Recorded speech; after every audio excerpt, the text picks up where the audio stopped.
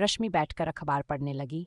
School के बच्चे बरामदे के पास घास पर बैठकर दोपहर का खाना खाने लगे।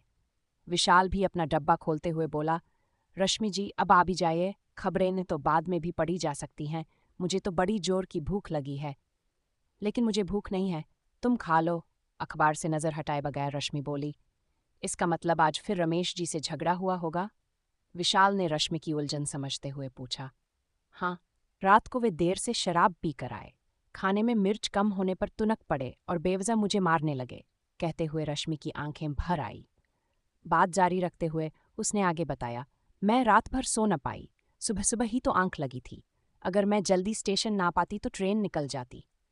अब उठिए भी, मेरी माँ ने आज वैसे ही ढेर सारा खाना रख दिया है, विशाल ने कहा तो रश्मि उसकी बात टाल न सकी। रश्मि को इस कस्बे में नौकरी करते 4 साल बीत गए थे। वह सुबह 8 बजे तक अपने घर का सारा काम निपटाकर स्कूल आते समय साथ में खाने का डब्बा भी ले आती थी। उसका पति एक बैंक में कैशियर था जिसकी सोहबत अच्छी नहीं थी। वह हमेशा नशे में धुत रहता था और अपनी बीवी की तनख्वाह पर नजर गड़ाए रहता था। जब कभी वह पैसा देने में आनाकानी करती तब दोनों के बीच झगड़ा होता था। एक तो रोज रोज रेलगाड़ी के धक्के खाना, ऊपर से स्कूल के बच्चों के साथ सिर खपाना। रश्मि बुरी तरह से थक जाती थी। उसे न घर में चैन था न बाहर। उसके इस दुख भरे पलों को मुस्कुराहट में बदलने के लिए विशाल उसकी जिंदगी में दाखिल हुआ था। वह उसके साथ ही नौकरी करता था। विशाल भी उसी के शहर का रहने वाला था। रोजाना दोनों एक ही ट्रेन से साथ साथ आते जाते थे। वे एक दूसरे में घुल मिल गए थे। रश्मि शादीशुदा थी पर विशाल अभी कुमारा था। विशाल से रश्मि के घर की बात छिपी हुई नहीं थी। उसकी दुखती रग को पहचान गया था। सोचना शायद उसे प्यार और हमदर्दी की जरूरत है, इसलिए वह उसकी हिम्मत बढ़ाता रहता था। तब रश्मि सोचती कि सब लोग एक जैसे नहीं होते। वह अपने मन की बात विशाल को बताकर हल्कापन महसूस करती थी और उसे अपना हमराज मानने लगी थी। एक दिन रश्मि तैयार होकर बाहर निकली ही थी, सामने विशाल को देखकर ठिठक गई। क्या बात है? रश्मि ने पूछा। बाबूजी की तबीयत बहुत खराब हो गई है, उन्हें बाहर ले जाना होगा। ये छुट्टी की अर्जी रख लीजिए। अर्जी देखकर रश्मि हैरान रह गई, फिर बोली, क्या पूरे 10 दिन की छुट्टी ले रहे हो? हाँ, डॉक्टर ने सलाह दी है, अगर उन्हें आराम नहीं मिला तो शायद और ज्यादा छुट्टी लेनी पड़ जाए। ठीक है, कहते हुए रश्मि ने अर्जी अपने पास रख ली। वह विशाल को दूर तक जाते हुए देखती रही। विशाल जब छुट्टी से लौट कर आया तो रश्मि खुशी से झूम उठी। फिर कुछ सोचते हुए बोली, विशाल, बच्चों के इम्तिहान होने से पहले क्यों न हम सब पिकनिक पर चले? विशाल फौरन रश्मि की बात मान गया। स्कूल से 5 किलोमीटर दूर एक झील थी, बड़ी अच्छी जगह थी। वहां छुट्टी के दिन जाना तय हुआ। रश्मि ने घर आकर रमेश से कहा, क्यों जी, पिकनिक पर आप भी चलेंगे ना? उस दिन आपकी भी छुट्टी रहेगी। रमेश गुस्से से बोला, हफ्ते में एक दिन तो यार दोस्तों के साथ दारू पीने का मौका मिलता है, उसे भी तुम छीन लेना चाहती हो? उसकी बात सुनकर रश्मि का दिल नफरत से भर उठा। पिकनिक वाले दिन रश्मि भोर होते ही उठ बैठी। रमेश अभी तक सो रहा था। वह उसका खाना बनाकर नहा धोकर तैयार हुई और समय से पहले ही स्टेशन पर आ गई। विशाल भी उसी का इंतजार कर रहा था। रश्मि बेहद खुश थी।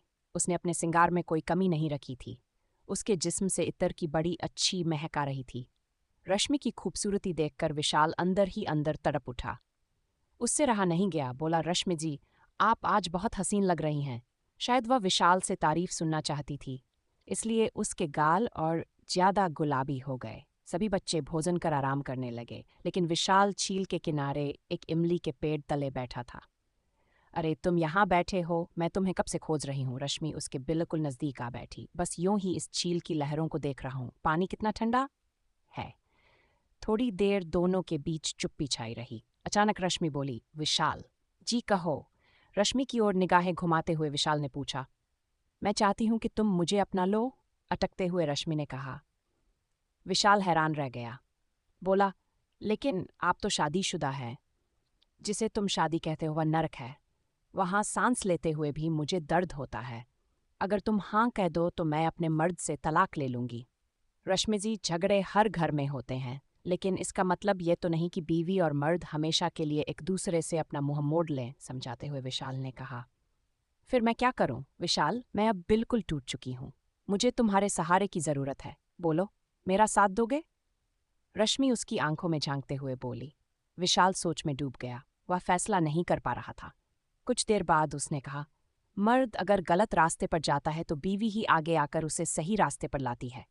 रमेश पर एक बार फिर अपने प्यार का बादल बरसा कर देख लीजिए।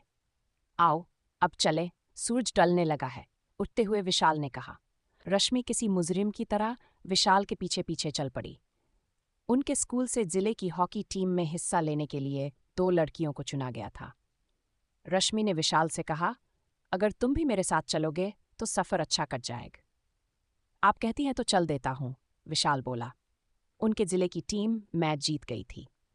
शाम को दोनों लड़कियों को हॉस्टल की दूसरी लड़कियों के बीच छोड़कर रश्मि विशाल के साथ तांगे पर बैठकर घूमने निकल पड़ी। दोनों ने खूब चाट पकौड़े खाए। विशाल ने अपनी पसंद की एक साड़ी खरीदी और तोहफे के तौर पर रश्मि को दे दी। फिर एक होटल में खाना खाया। उसके बाद पार्क में आ बैठे जहां फव्वारे चल रहे थे और रंग बिरंगी रोशनी भी थी। विशाल एक फूल वाले से मोगरे की लड़ियां ले आया, जिन्हें उसने अपने हाथों से रश्मि के बालों में लगा दिया। वह उसके और नज़दीक सिमट आई। रश्मि को अपनी जिंदगी में इतना प्यार कभी भी नहीं मिल पाया था जितना कि विशाल उस पर उड़ेल रहा था। न चाहते हुए भी वह बोली, विशाल, रात बहुत हो चुकी है, हॉस्टल में लड़कियां हमारा इंतजार कर रही होंगी। विशाल कुछ नहीं बोला। तब रश्मि ने अपना सिर उसकी गोद में रख दिया तो वह प्यार से उसके बाल सहलाने लगा। धीरे धीरे पार्क से लोग जाने लगे थे। तब विशाल ने उसका हाथ पकड़कर उठाया। आओ, चलते हैं। रश्मि उठ खड़ी हुई। बाहर आकर विशाल ने एक रिक्शा वाले से पूछा, यहाँ पास में कोई होटल है? रश्मि हैरानी से विशाल का मुंह ताकने लगी। हाँ साहब, पास में ही एक होटल है, सस्ता भी है, रिक्शा वाले ने कहा। तो दोनों रिक्शा में बैठ गए। रश्मि का कलेजा थक थक कर रहा था। वह विशाल के इस फैसले से बेहद खुश थी, लेकिन दिल में डर भी समाया हुआ था। रिक्शा से उतर विशाल ने कमरा लेते वक्त रश्मि को अपनी बीवी बताया और उसकी कमर में हाथ डालकर सीढ़ियां चढ़ने लगा। रात भर 2 जवान जिस्म एक दूसरे में समाये रहे। सुबह रश्मि का शरीर टूट रहा था। चादर पर बिखरे मोगरे के फूल अपनी हल्की हल्की खुशबू अभी तक बिखेर रहे थे। रात की बात याद आते ही उसका दिल एक बार फिर गुदगुदा उठा। विशाल अभी तक सोया हुआ था। वह उसे उठाते हुए बोली, देखो, सुबह हो गई है। विशाल आंखें मलते हुए उठा।